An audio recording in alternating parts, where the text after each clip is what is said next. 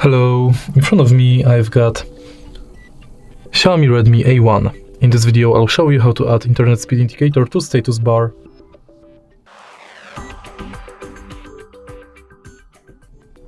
In the beginning, let's go to Play Store and search for internet speed meter.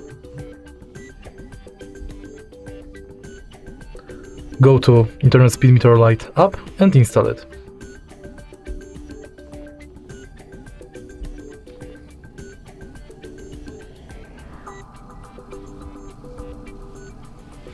Now open it, wait a second,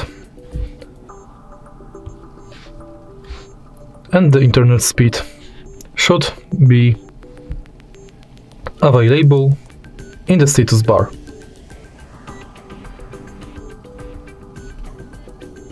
And that's it. If you find this video helpful, please leave like, comment and subscribe.